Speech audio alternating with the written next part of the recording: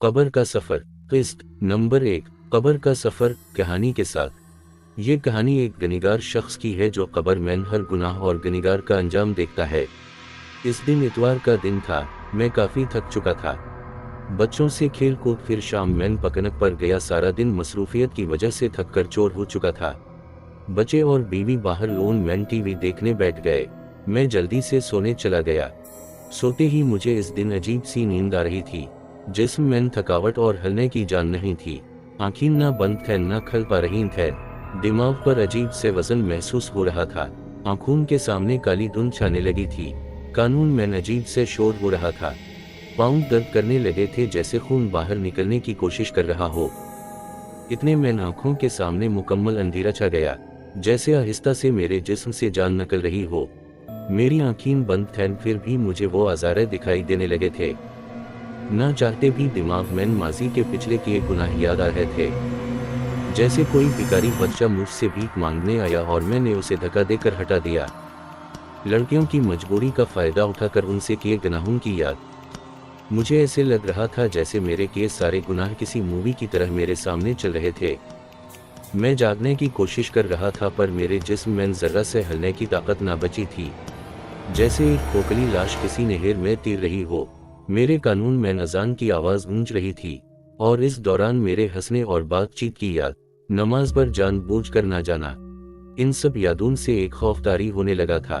फिर कुछ लम्हों बाद मुझे काले लिबास में एक शख्स दिखाई देने लगा और मुझसे कहने लगा, मैं मुल्कलमूत हूँ, तुम्हारा वक्त इस दुनिया में पूरा हो चुका है और मुझे हुक्म हुआ है कि तुम्हारी जान ली जाए।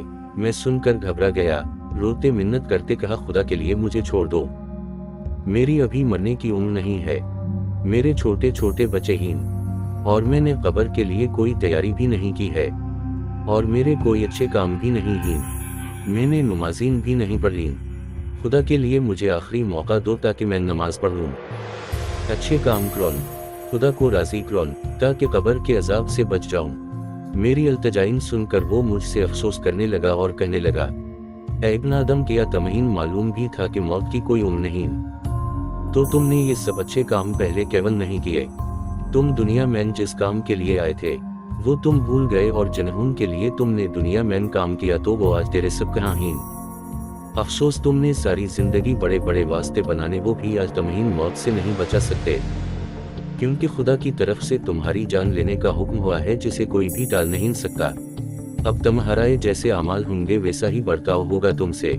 वो मेरी रूह कब्ज कर चुका था और अब मैं उसी बेड पर लाश की तरह सोया हुआ था। मेरे चारों तरफ मेरी बीवी, बच्चे और खानदान वाले मौजूद थे। सब मेरे लिए रो रहे थे। कुछ फोन पर इधर उधर मेरे मरने की इत्तला देने लगे।